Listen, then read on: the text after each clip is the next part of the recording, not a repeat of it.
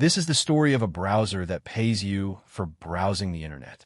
A browser that blocks all the ads, trackers, and pop-ups for you so that you can see a video of a dog using a bazooka without getting distracted. This is the story of Brave. In this video, we will see the entire history of Brave and how a browser filled with controversies is being loved by millions of people. To understand Brave, we need to first talk about who built it. In 2015, Brave was founded by Brendan Eich and Brian Bondi. Brian Bondi was a co-founder and CTO at Mozilla.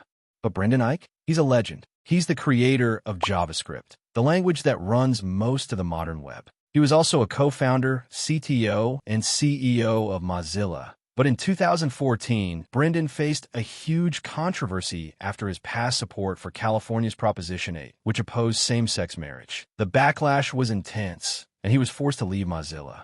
After that, Brendan took a step back. He was deeply committed to open-source ideals, but he saw that browsers like Chrome and others were collecting massive amounts of data, and users had zero control. Brendan believed browsers should work for users, not advertisers. Brian Bondi also shared the same vision. So in 2015, they reunited and launched Brave Software. They raised $2.5 million in seed funding with a bold promise. Brave will block trackers by default, load pages faster, stay open source, and never sell user data.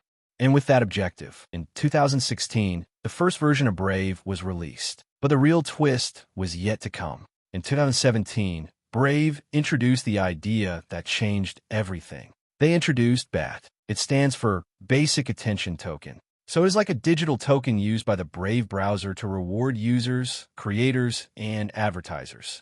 It is designed to fix the broken ad economy. So picture this. Big companies track everything you do on your browser. They sell your information to make billions, while the people actually making the content barely get paid, and the users don't get anything for their attention. But with the Brave browser, no one tracks what you do. You get BAT tokens for the time you spend watching ads, and more money goes directly to the people making the videos or articles you love.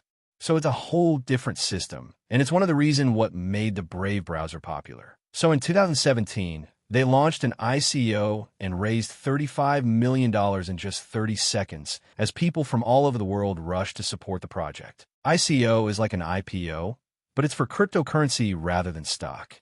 The real growth of Brave was seen in 2018 when they decided to ditch their custom engine and switch to Chromium. If you're not familiar with Chromium, it is an open-source web browser project that powers popular browsers like Google Chrome, Microsoft Edge, and Opera. By switching to Chromium, Brave got a faster, more secure, and more compatible browser that could run most websites and Chrome extensions smoothly.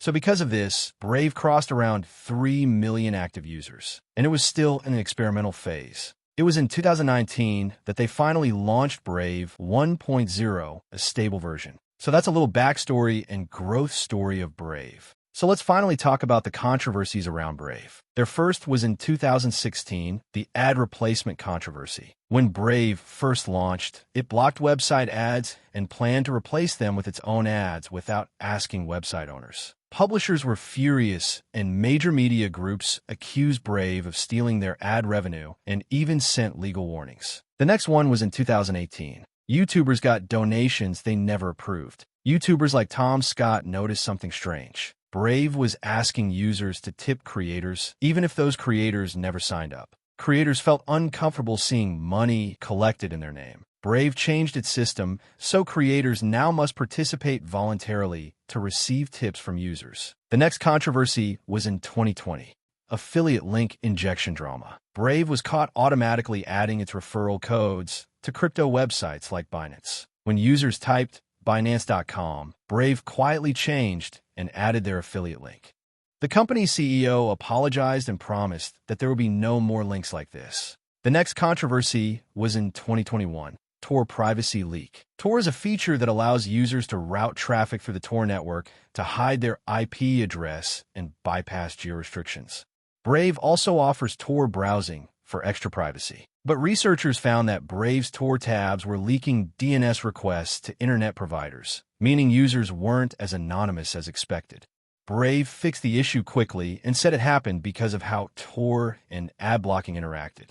The next controversy was bundling and scraping claims in 2022. Brave bundled its paid VPN and firewall features into Windows installs. They were turned off unless you paid, but some users didn't like seeing paid tools pre-installed.